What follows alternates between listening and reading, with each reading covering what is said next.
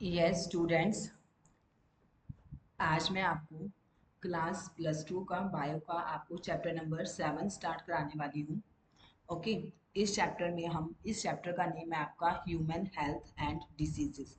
हम इस चैप्टर में बात करने वाले हैं ह्यूमन हेल्थ से रिलेटेड एंड जो हमें माइक्रो ऑर्गेनिजम्स या वायरसेस वगैरह से जो हमें डिसीजेस होती हैं। ओके। मेनली हम इसमें पढ़ने वाले हैं कुछ डिसीजेस के बारे में, जैसे HIV, एड्स, निमोनिया। ओके। और भी बहुत सी डिसीजेज रहेंगी इसमें। हम इसमें इम्यूनिटी के बारे में पढ़ने वाले हैं कि इम्यूनिटी कितने टाइप की होती है, और इनेट इम्यूनिटी क्या होती है, एक्वायर्ड इम्यूनिटी क्या होती है। Okay.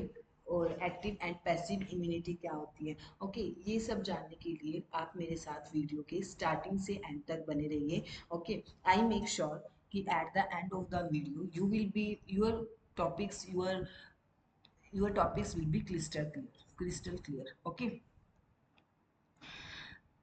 let's start now with your chapter number 7, human health and diseases.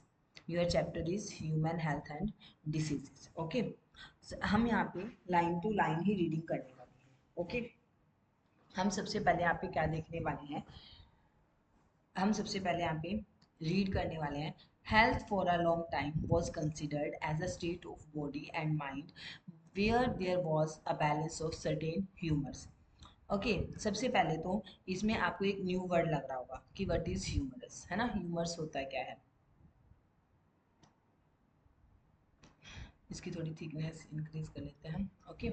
सबसे पहले मैं आपको ये बताने वाली हूँ यहाँ पे कि ये ह्यूमर्स क्या है। ह्यूमर्स होते हैं आपके bodily fluids. Okay. Body fluids में इट इज बॉडी फ्लूइड्स। क्या बोलते हैं हम इनको, बॉडी फ्लूइड्स। पहले क्या था कि बहुत लंबे टाइम तक हेल्थ को सिर्फ ये माना जाता था कि अगर हमारी बॉडी में जो बॉडी फ्लूइड्स प्रेजेंट होते हैं, अगर वो बैलेंस्ड हैं, अगर मतलब वो अपनी सही प्रोपोर्शन में प्रेजेंट है, तो जो ह्यूमन बीइंग है या कोई भी ऑर्गेनिज्म है वो हेल्दी है। ओके। पहले ऐसे माना जाता था। अब मैं आपको यहाँ पे ये भी बताना चाहती हूँ कि जो बॉडी फ्लूइड्स होते हैं वो कितने टाइप के होते हैं। Okay. Body fluids mainly 4 type के होते हैं। मैं यहाँ पे आपके बॉडी फ्लूइड्स लिख देती हूँ कौन कौन से हैं। बॉडी फ्लूइड्स हैं आपके, जैसे एक तो हो गया आपका ब्लड, सॉरी, एक तो हो गया आपका ब्लड, एक होता है आपका फाइलजम,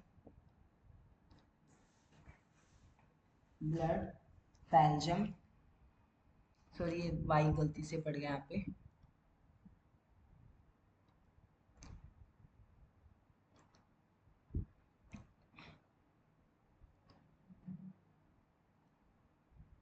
H E, blood, phlegm, yellow, yellow bile, and one is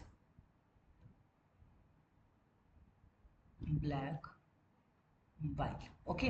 इससे आपकी फर्स्ट लाइन कवर होती है कि जो हेल्थ है उसको लॉन्ग टाइम तक क्या माना गया कि आपकी बॉडी में जो फ्लूइड्स प्रेजेंट होते हैं, अगर वो सही कंसंट्रेशन में अपनी सही प्रोपोर्शन में प्रेजेंट है, तो आप एक हेल्दी पर्सन है। ओके। अगर उनमें या लैक है या उनका एक्सेस है, तो आपको इनकी वजह से आप क्या है, हेल्दी पर्सन नहीं है। Okay. This is what early Greeks like Hippocrates as well as Indian Ayurveda system of medicines asserted. ऐसा किसका मानना था, हमारे एक ग्रीक साइंटिस्ट थे हिपोक्रेट्स, या फिर हमारी जो इंडियन आयुर्वेदा सिस्टम था उसके अकॉर्डिंग क्या था, कि हम तभी हेल्दी हैं जब हमारी बॉडी फ्लूइड्स जो है वो बैलेंस्ड होंगी, वो अपने इक्वल मतलब अपनी प्रोपोर्शन में होंगी। Okay, it was thought that person with black bile belonged to a hot personality and would have fever. Okay, ऐसा माना जाता था कि अगर किसी पर्सन में ब्लैक बाइल है, ठीक है, ब्लैक बाइल मैंने आपको अभी बताया कि ब्लैक बाइल क्या आपका एक बॉडी फ्लूइड है। अगर उस टाइम क्या माना जाता था, उस टाइम माना जाता था कि अगर किसी पर्सन में ब्लैक बाइल प्रेजेंट है तो वो हॉट हॉट पर्सनैलिटी मतलब थोड़ा गर्म होगा वो, एंड वुड हैव फीवर्स, एंड उसमें फीवर्स होंगे, उसको फीवर होगा। ठीक है। This idea was arrived at by pure reflective theories. But ये जो आइडिया था ना कि अगर किसी पर्सन में ब्लैक बाइल है तो उसको फीवर होगा। ये सिर्फ क्या था, उनकी थॉट्स पे डिपेंड करता था, ऐसा उनका सिर्फ मानना था। Okay. The discovery of blood circulation by William Harvey using experimental method and the demonstration of normal body temperature in persons with black by using thermometer disprove the good humour hypothesis of health. Okay. बाद में क्या हुआ, जब आपके जो William Harvey scientist है, okay, William Harvey ने क्या किया था, विलियम हार्वी ने ब्लड सर्कुलेशन की डिस्कवरी की थी। उन्होंने सबसे पहले बताया था कि यस, ब्लड का सर्कुलेशन होता है। एंड उन्होंने ये कैसे बताया था, उन्होंने ये मतलब कि ब्लड का सर्कुलेशन होता है, विलियम हार्वी ने एक्सपेरिमेंटल बेसिस पे बताया था। उनका ऐसा कुछ विचार नहीं था कि बस उन्होंने ऐसे ही बोला, उन्होंने एक्सपेरिमेंटली प्रूव किया था कि हमारी बॉडी में ब्लड का सर्कुलेशन होता है। एंड उन्होंने नॉर्मल बॉडी टेम्परेचर के बारे में भी एक्सप्लेन किया था। उन्होंने ये भी डेमोन्स्ट्रेट किया था कि जो एक नॉर्मल बॉडी टेम्परेचर भी होता है पर्सन का, उसमें मतलब कि चाहे ब्लैक बाइल हो भी, मतलब उनका क्या मानना था कि अगर किसी पर्सन में ब्लैक बाइल प्रेजेंट भी है तब भी उनकी बॉडी का नॉर्मल टेम्परेचर है। उन्होंने इस चीज़ को भी प्रूव किया था यूजिंग थर्मोमीटर। उन्होंने थर्मोमीटर को यूज़ करके ये प्रूव किया था कि अगर किसी पर्सन में ब्लैक बाइल प्रेजेंट भी है तब भी उसकी बॉडी का टेम्परेचर नॉर्मल है। एंड उन्होंने यहाँ से इस चीज़ को डिसप्रूव किया था। यहाँ से उन्होंने किस चीज़ को डिसप्रूव किया, गुड ह्यूमर हाइपोथेसिस को उन्होंने यहाँ से डिसप्रूव किया था, गुड ह्यूमर हाइपोथेसिस को, जो आपको सबसे फर्स्ट लाइन में दी हुई थी। ओके। आपको यहाँ तक क्या समझ आया कि पहले क्या मानना चाहता था। पहले सबसे पहले हेल्थ को काफ़ी टाइम तक ये माना गया कि अगर हमारी बॉडी के फ्लूइड्स अगर बैलेंस्ड है, मतलब कि वो अपनी प्रोपोर्शन में प्रेजेंट है, तो पर्सन हेल्दी है। ओके। अगर वो मतलब कि जैसे अगर आपकी बॉडी में ब्लैक बाइल प्रेजेंट है तो उनको फीवर होगा, ठीक है, तो फीवर होगा। ओके। तो बाद में हमारे एक साइंटिस्ट हुए जो थे विलियम हार्वे। उन्होंने ये एक्सपेरिमेंटली प्रूव किया कि हमारी बॉडी में ब्लड का सर्कुलेशन होता है। उन्होंने एक्सपेरिमेंटल मेथड से इस चीज़ को प्रूव किया। एंड उन्होंने ये भी प्रूव किया कि अगर किसी पर्सन में ब्लैक बाइल प्रेजेंट भी है तो उसे फीवर नहीं हो रहा है, उसकी बॉडी का टेम्परेचर नॉर्मल है। उन्होंने ये चीज़ कैसे प्रूव की, उन्होंने थर्मोमीटर की हेल्प से इस चीज़ को प्रूव किया कि अगर किसी पर्सन में ब्लैक बाइल प्रेजेंट भी है तब भी उसका टेम्परेचर जो है, उसका जो बॉडी टेम्परेचर है वो नॉर्मल है। एंड उन्होंने इन बेसिस पे जो सबसे पहले हमारी फर्स्ट लाइन में जो थ्योरी दी है, थ्योरी ऑफ गुड ह्यूमर्स, इसको डिसप्रूव किया। ओके।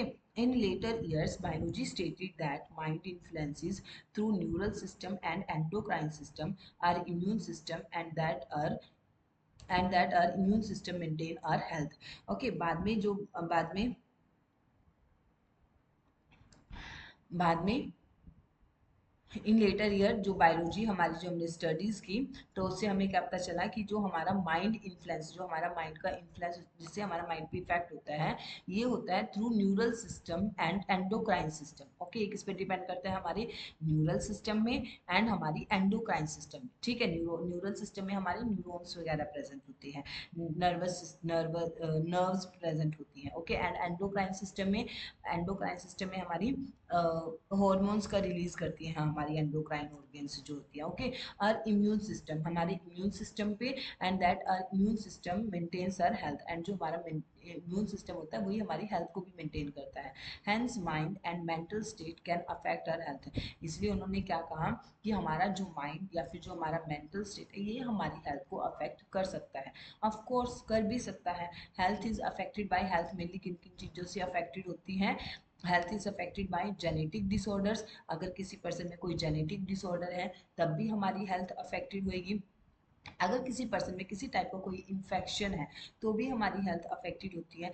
अगर हमारा जो लाइफ स्टाइल है, जो हमारा फूड लेने का वे है, या जो हम पानी पी रहे हैं, कितना पानी पी रहे हैं, हम रेस्ट कितना कर रहे हैं, हम अपना बॉडी से एक्सरसाइज कितना कर रहे हैं, ठीक है, तो हमारी जो हेल्थ है इन सभी चीज़ों से अफेक्टेड होती है।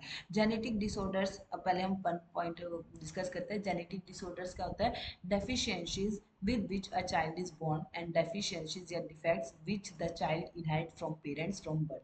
आपने पढ़ा होगा जेनेटिक डिसऑर्डर्स होते हैं हमारे जेनेटिक लेवल पे, ठीक है। एंड जेनेटिक लेवल पे क्या होता है, मतलब कि ये हमारा, आपको पता है क्रोमोसोम्स के बारे में। क्रोमोसोम्स में हमारे पास जीन्स प्रेजेंट होते हैं। जब उनमें कुछ मतलब कि कुछ उनमें एबनॉर्मेलिटीज वगैरह होती है जीन में, ठीक है। और अगर हमारे जीन्स में कुछ एबनॉर्मेलिटीज हैं मतलब कि हमारे पेरेंट्स के जीन में कुछ एबनॉर्मेलिटीज थी, तो वो आगे उनका जो बेबी होगा, ठीक है, या उनका जो चाइल्ड होगा जो बॉर्न हुआ आगे, उसमें भी वो डिसऑर्डर्स आएंगे, ठीक है। तो इस टाइप की जो डिसऑर्डर्स होते हैं उनको हम बोलते हैं जेनेटिक डिसऑर्डर्स। ये क्या होता है, ये जेनेटिक डिसऑर्डर्स में क्या होता है मेनली, कि जो बेबी है या जो चाइल्ड है उनके पेरेंट्स में जेनेटिक लेवल पे डिसऑर्डर्स थे, वहाँ पे कुछ ऐसी चेंजेस थी जिनकी वजह से कुछ डिसऑर्डर्स हुए, ठीक है, जेनेटिक लेवल पे होते हैं पेरेंट्स में। तो वो जेनेटिक लेवल पे हैं, तो आगे जिस चाइल्ड को वो बर्थ देंगे तो उसमें भी वो डिसीजेस इनहेरिट होती हैं, ओके। तो इसको हम बोल देते हैं जेनेटिक लेवल पे। अगर जेनेटिक लेवल पे कोई डेफिशिएंसी है बच्चे में, मतलब कि उस डेफिशिएंसी के साथ बच्चा बॉर्न हुआ है, ठीक है, या बच्चे ने वो इनहेरिट की है अपने पेरेंट्स से एट अ बर्थ टाइम, ठीक है, तो हम इसको बोलते हैं जेनेटिक डिसऑर्डर्स। इन्फेक्शंस है, अगर कोई बच्चे को कोई वायरल इन्फेक्शन है, ओके, कोई बैक्टीरियल इन्फेक्शन है, तो उससे भी हमारी हेल्थ को अफेक्ट होता है। लाइफ अगर हमारा लाइफ अच्छा नहीं है, हम खाना अच्छा नहीं खाते, ठीक है, या हम जो पानी पी रहे हैं वो अच्छा नहीं ले रहे, मतलब कि वो कंटेमिनेटेड वाटर का हम इंटेक कर रहे हैं, ठीक है, या हम एक्सरसाइज नहीं हम रेस्ट अच्छे से नहीं ले पा रहे, या हम एक्सरसाइज प्रॉपर नहीं कर रहे, तो इन सब चीज़ों से भी जो हमारी हेल्थ है वो बहुत ज़्यादा इफेक्टिव होती है, okay. The term health is very frequently used by everybody. ये जो हेल्थ टर्म है, ये मतलब आपने बहुत मतलब कि कॉमनली सुना होगा सबके मुंह से, है ना। हाउ डू वी डिफाइन, तो हम मतलब कि हम इसको डिफाइन कैसे कर सकते हैं। Health does not simply mean absence of diseases और फिजिकल फिटनेस। हेल्थ का मतलब कि सिंपली मीन यही नहीं होता कि हाँ हमें कोई डिसीज नहीं है तो हम हेल्दी हैं, या फिर अगर हम फिजिकल फिटनेस है तो हम हेल्दी हैं, ठीक है, ऐसा नहीं है। It could be defined as, health को हम कैसे डिफाइन करते हैं, it could be defined as a state of complete physical mental and social wellbeing.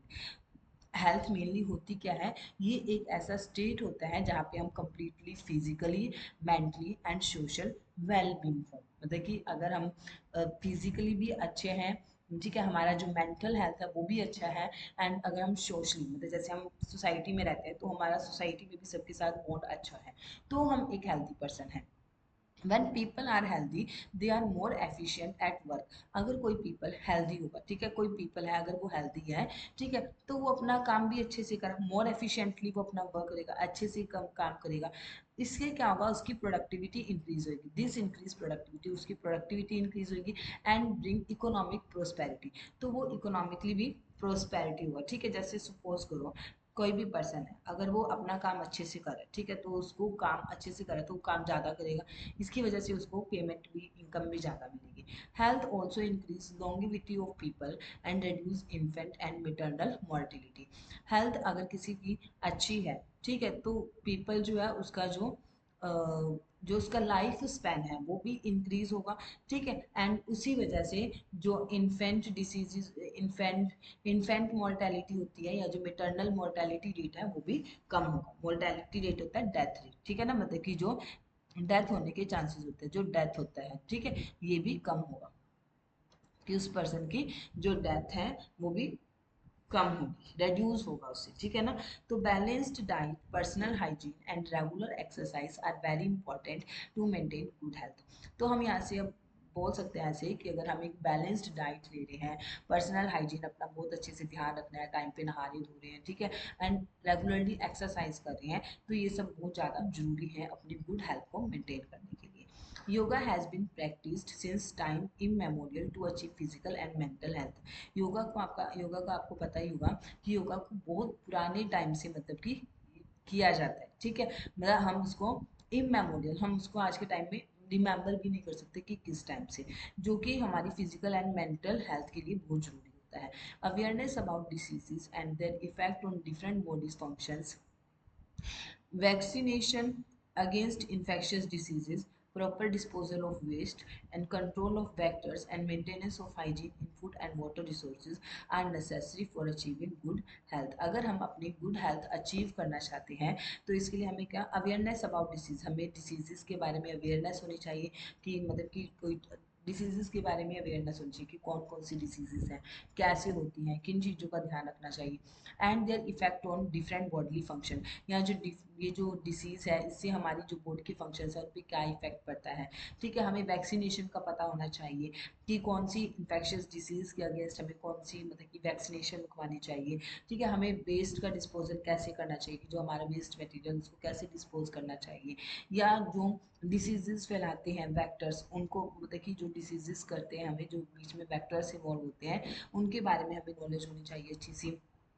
हमें मेंटेनेंस ऑफ हाइजीन, हमें अपना जो खाना वगैरह बनाते हैं हम या जो वाटर रिसोर्सेज हैं उनको भी क्लीन रखना चाहिए, है ना, तो अपनी गुड हेल्थ अचीव करने के लिए। Okay, when the functioning of one or more organs or system of the body is adversely affected, characterized by appearance of various signs and symptoms, we say that we not health, that is we have a disease।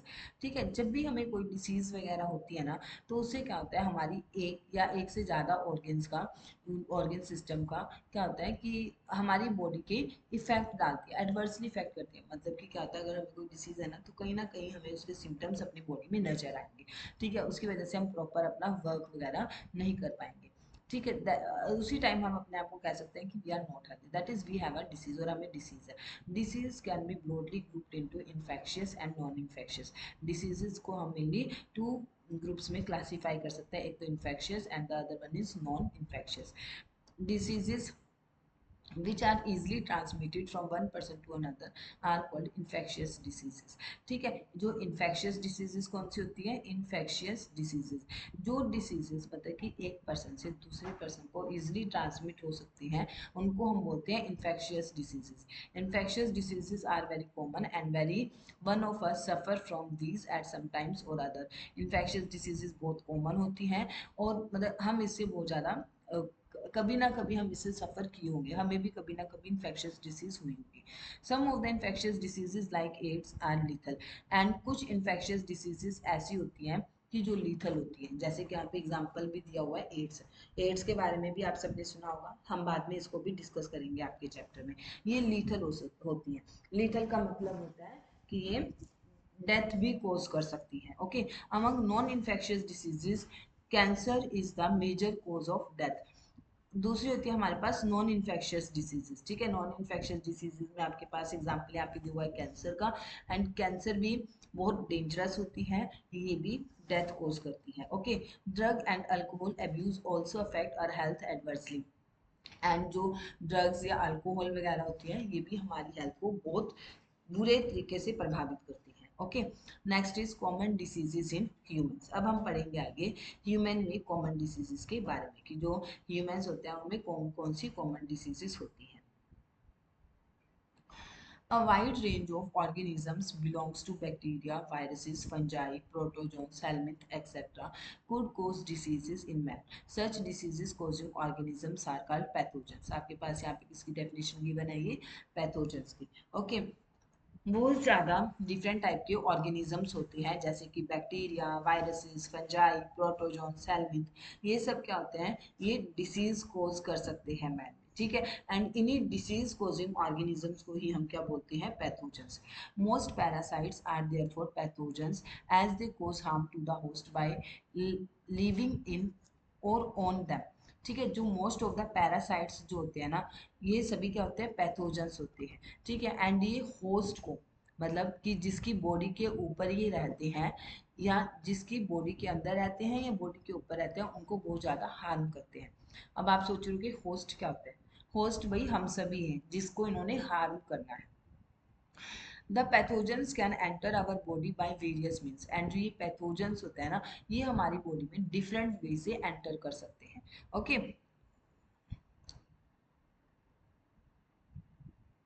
Multiply and interfere with normal vital activities. ये क्या करते हैं हमारे body में फिर जाके अपने आप को मल्टीप्लाई करते हैं, अपना नंबर इंक्रीज करते हैं एंड फिर हमारी बॉडी के जो नॉर्मल एक्टिविटीज होती हैं उनको हार्म करते हैं, resulting in morphological and functional damage. इससे हमें कहीं ना कहीं अपना मॉर्फोलॉजिकल या फंक्शनल लॉस होता हुआ नजर आता है। Pathogens have to adapt to life within the environment of the host.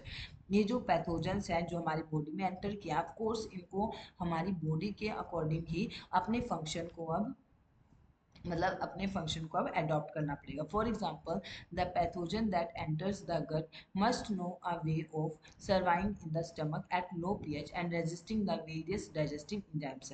For example, अगर कोई पैथोजन ने हमारे गट के अंदर, गट आप समझते हो ना, हमारे गट के अंदर अगर एंटर किया है तो उसको पता होना चाहिए कि हमारी जो स्टमक है उसमें लो पीएच होता है, तो वहाँ पे कैसे अपने आप को मतलब कि उस लो पीएच में सर्वाइव कर सकता है, या फिर जो हमारी डाइजेस्टिव एंजाइम्स प्रेजेंट होते हैं स्टमक में उनसे वो अपने आप को कैसे सेफ रख सकता है। Okay, a few representative members from different groups of pathogen organisms are discussed here along with the diseases caused by them.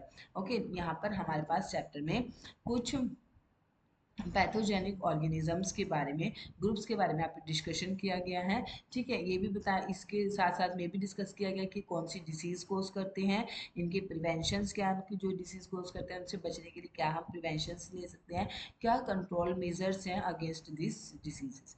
We are also briefly describe, ये सब यहाँ पे नीचे आपको डिस्क्राइब किया होगा। ठीक है, फॉर एग्जाम्पल मैं आपको यहाँ पे एक एग्जाम्पल बताती हूँ कि मतलब कि जो पैथोजेंस होते क्या है। ओके, जैसे just a minute, we start from here. Okay, because मेरे पास जो है स्पेस कम है। अब आप ऐसा मानो कि जैसे कोई भी वायरस या बैक्टीरिया है। ओके, ये क्या करता है, हमारी बॉडी में एंटर कर जाता है।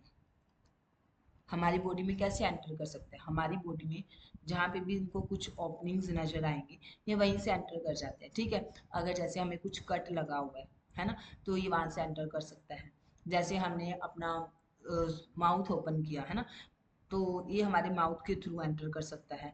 ओके, तो जहाँ भी इनको हमारी बॉडी में ओपनिंग्स नजर आती है ये वहीं से एंटर कर जाते हैं वायरस बैक्टीरिया। ओके, हमारी बॉडी में एंटर करके सपोज करो ये हमारे माउथ से एंटर किया, मैंने मतलब कि यहाँ पे कंडीशन मानी है कि ये हमारे माउथ के थ्रू एंटर किए हैं, तो ये सबसे पहले कहाँ जाएंगे, हमारी गट में जाएंगे, है ना।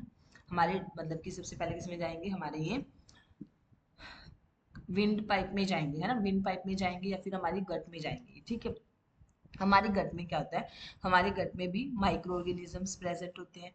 ठीक है, उसके बाद गट के बाद ये कहाँ पहुंचेंगे, आपके स्टमक में पहुंचेंगे। अब आपके स्टमक में जो होता है पीएच लो होता है। ओके, आपके स्टमक में जो पीएच होता है वो डिक्रीज होता है। ठीक है, अब जो स्टमक का पीएच जो वहाँ पे कम है, तो इनको पता होना चाहिए कि इस पीएच में ये कैसे सरवाइव कर सकते हैं। ओके, सपोज करो यहाँ पे ये स्टमक के पीएच में जैसे तैसे करके ये बच गए, अपने आप को इन्होंने प्रिवेंट कर दिया। ओके, उसके बाद हमारे यहाँ पे कुछ डाइजेस्टिव एंजाइम्स भी प्रेजेंट होते हैं, है ना। तो हो सकता है इनका तो काम डाइजेशन का है, मे बी इनको किल कर दे, जो वायरसेस बैक्टीरिया हमारी बॉडी में एंटर किया है, तो इनके पास इन डाइजेस्टिव एंजाइम्स से, इनको इन डाइजेस्टिव एंजाइम्स से भी अपने आप को प्रिवेंट करते हैं। ये हमारे इन डाइजेस्टिव एंजाइम्स से भी अपने आप को ये प्रिवेंट करते हैं। फिर ये क्या करते हैं, ठीक है, इनसे भी ये प्रिवेंट करते हैं अपने आप को। ओके, एंड फिर ये क्या करते हैं, हमारी बॉडी में क्या करते हैं, मल्टीप्लाई करते हैं हमारी बॉडी में ये। इन सब प्रोसेसेस को करते हुए ही ये, इन प्रोसेसेस के टाइम ही ये क्या करते हैं, अपने आप को मल्टीप्लाई करते हैं।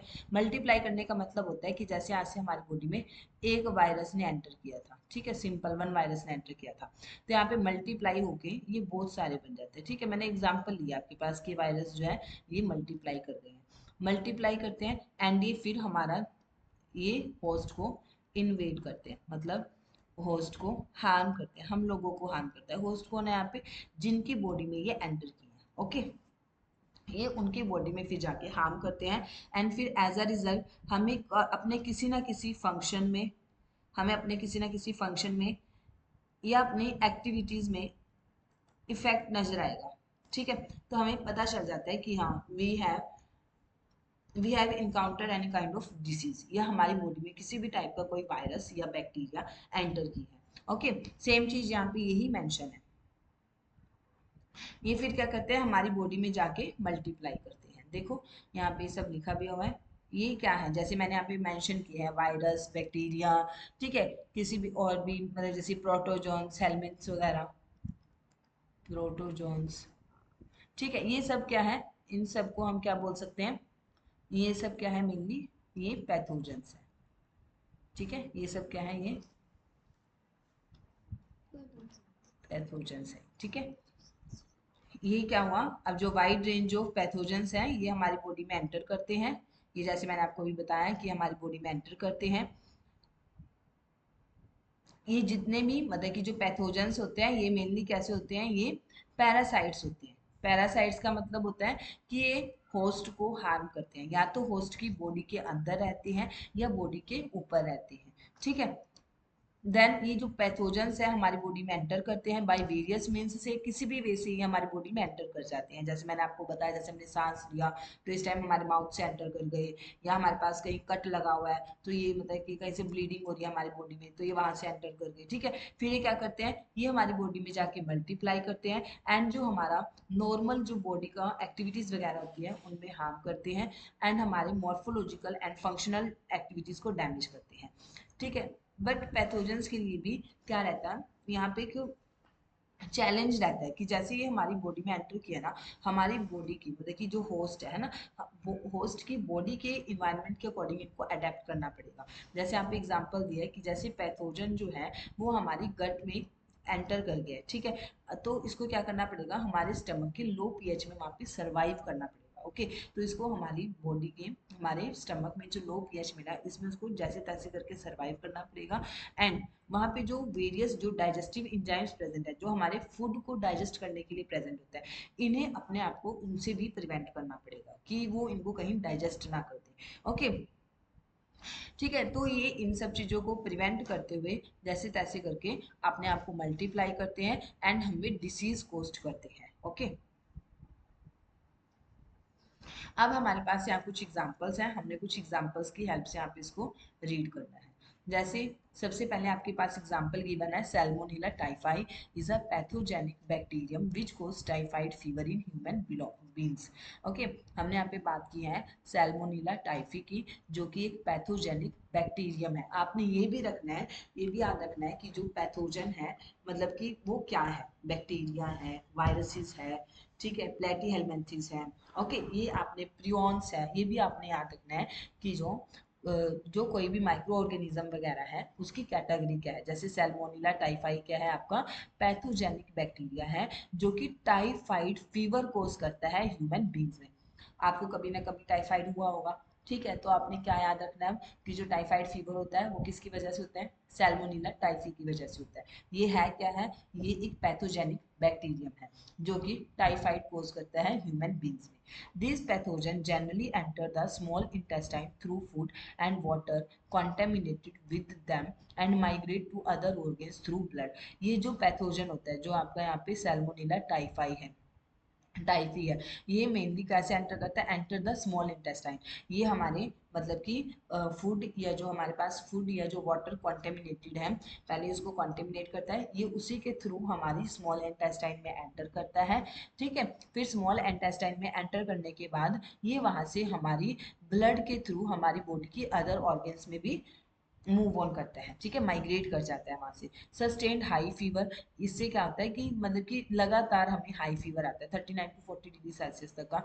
वीकनेस, वीकनेस लगती है हमें, स्टमक पेन होता है, कॉन्स्टिपेशन हो जाती है, हेडेक होता है, भूख लगना बंद हो जाती है। ठीक है। इससे हमें क्या क्या लगता है, जब सैल्मोनेला टाइफाई जो कि टाइफाइड कोजिंग पैथोजेनिक बैक्टीरिया है, ये हमारी मतलब कि जब हम कॉन्टेमिनेटेड फूड या वाटर का इंटेक करते हैं तो ये उसके थ्रू हमारी बॉडी में एंटर करता है। बॉडी में सबसे पहले स्मॉल इंटेस्टाइन में एंटर करता है, स्मॉल इंटेस्टाइन से फिर ये ब्लड के थ्रू हमारी बॉडी की सभी ऑर्गन्स तक पहुंच जाता है। ठीक है। फिर ये क्या करता है, जब ये हमारी बॉडी में पहुंच जाता है तो ये हमारे हमें मतलब कि सस्टेन्ड हाई फीवर, मतलब लगातार हमें हाई फीवर आता है, वीकनेस लगती है। ठीक है। स्टमक में पेन होने लगता है, कॉन्स्टिपेशन हो जाती है, हेडेक होती है, भूख नहीं लगती। ठीक है। ये सब इसके कॉमन सिम्टम्स हैं।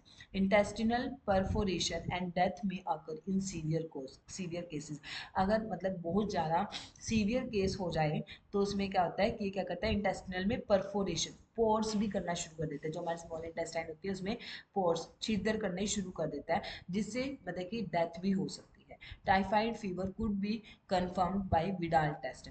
टाइफाइड फीवर को मतलब कि हमें टाइफाइड फीवर है या नहीं है इसको कंफर्म करने के लिए कौन सा टेस्ट परफॉर्म किया जाता है, विडाल टेस्ट परफॉर्म किया जाता है। A classic case in medicine that of Mary Mallon, nickname Typhoid Mary, is a worth mentioning here.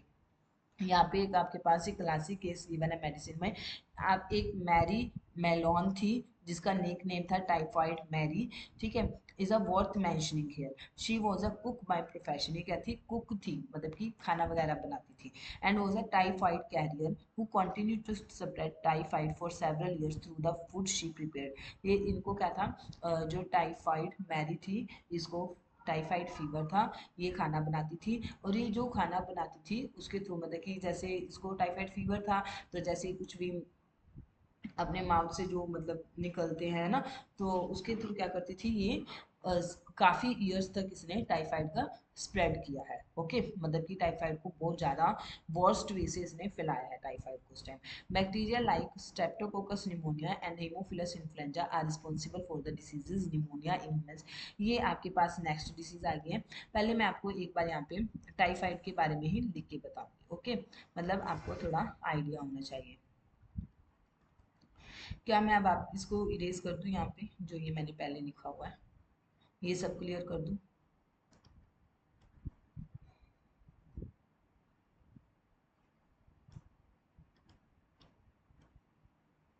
ये मैं सब यहाँ से इरेज करके आपको एक बार दोबारा फिर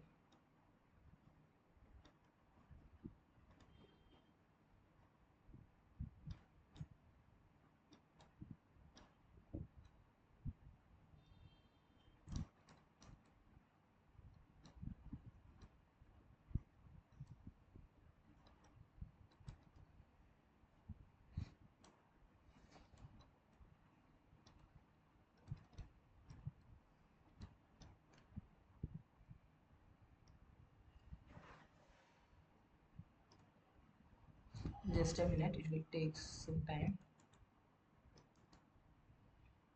अभी मैंने नया नया यूज़ करना शुरू किया है, तो इसलिए मुझे थोड़ा टाइम लगा इस चीज़ में। ओके, सबसे पहले हम किसकी बात कर रहे हैं यहाँ पे, टाइफाइड की बात करें। किस डिसीज़ के बारे में, डिसीज़ की किसके बारे में बात कर रहे हैं हम, टाइफाइड के बारे में बात कर रहे हैं, ठीक है। हम टाइफाइड के बारे में बात करते हैं।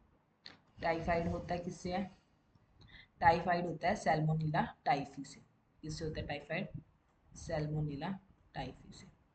ये थोड़ा मैं इसलिए रिपीट करा रही हूँ आपको साथ के साथ कि जिससे आपको थोड़ा आइडिया रहे, ठीक है। ये होता है किससे है, सैल्मोनेला टाइफाई से, सैल्मोनेला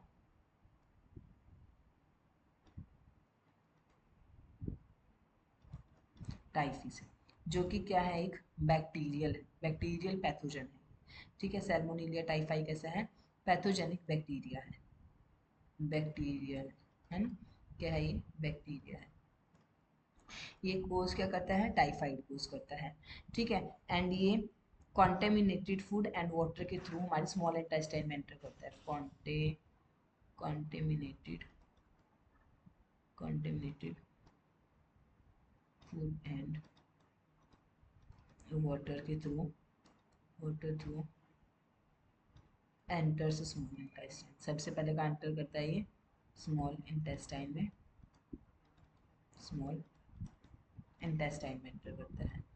फिर उसके बाद यहाँ पे ये स्मॉल इंटेस्टाइन में एंटर करने के बाद ब्लड की हेल्प से ये, है ना,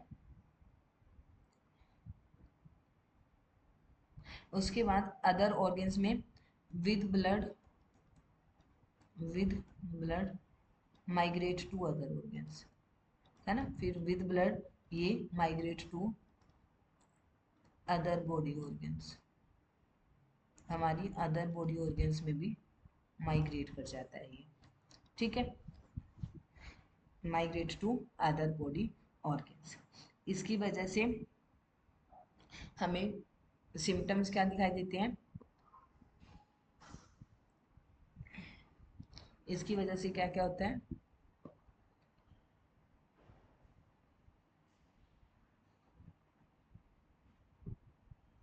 इसकी वजह से हमें सस्टेन्ड हाई फीवर रहता है, मतलब लगातार